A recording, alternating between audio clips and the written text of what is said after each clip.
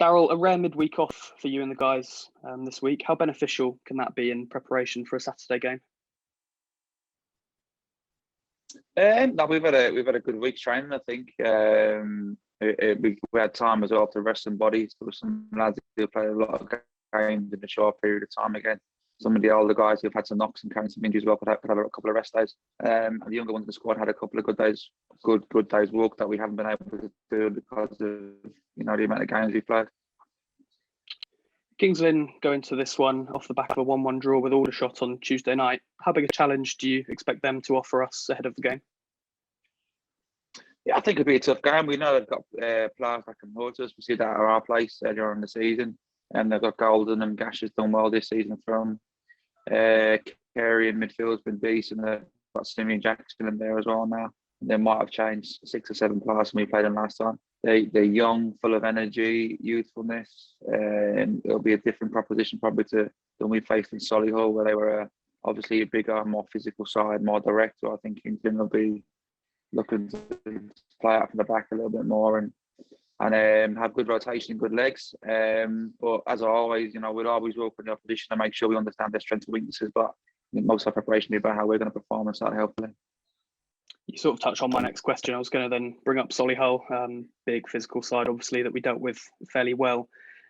Do you look at it more as you're just going to focus on our team, on ourselves, rather than try and sort of counteract Kings Lynn, or is it sort of a bit of both ways? Yeah, we look at ourselves really. I think in terms of in this division where there's teams that play so many different formations, so many different styles, if you have to flip-flop between what everyone does every week and never have your own style, I think for us, we've been walking through making sure that we've got a way of playing, we've got a system of playing, we've got players in our team that understand their roles and responsibilities within the team, and then it tweaks every week with who you're playing against, but the fundamentals of how we walk and how we play will stay the same. And I think you mentioned it last week, but just how important has it been for Angelo Balanta and Paul McCallum to really start kicking on as a partnership after so many factors have gone sort of against them both playing together for a sustained period this season?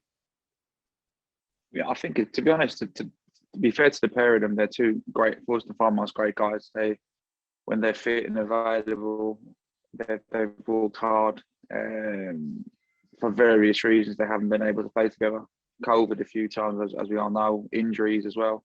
We've just not been able to get them on the pitch together early enough or quick enough to form that partnership. Aligned as well with the fact that the same as every other team, it's not just us, but every other team, and on the training environment, we still don't use changing rooms. You get your car, go on the training pitch, get back in your car and go home. And the little bits of time that you have in the week that, having breakfast or lunch together, that really you can form partnerships on and off the pitch help. They've not really had that either. But I think in the last 2.5 months, to be fair to them, they've been outstanding together, the pair of them. They've been real leaders on and off the pitch. And long may that continue. I think I've said it all season that I believe Inaka is the best number 9 in the division and Angelo is the best number 10. And I think we just need to get them fit and playing regularly and we'll see the best of them. And you mentioned a little bit about leadership there. Angelo's obviously had the captain's armband recently, as well as quite a few other players, to be honest with you.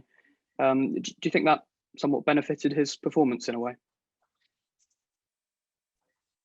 No, I don't think so at all. I think before we get him the armband, he's playing well anyway. I think it's probably easy to say that because he's got a couple of goals with the armband on, but I think Angelo naturally will lead the team with his quality. He's not going to be the most vocal captain. I think he has little words with people on the pitch on a match day that people might notice. So he does that training all the time, particularly with the younger players. But he leads with his quality, whether he's got the armband or not. Yeah, absolutely. And just to finish with, you've had a couple of players that have taken knocks in recent weeks, such as George Saunders on Saturday. How's the squad shaping up overall, fitness-wise, ahead of this weekend?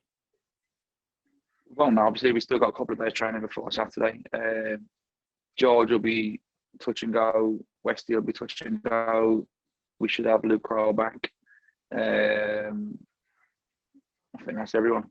Yeah, but the two main ones will be George and Westy, who have got knocks. We'll see how they develop over the next couple of days. Hopefully they're fit, but we'll see.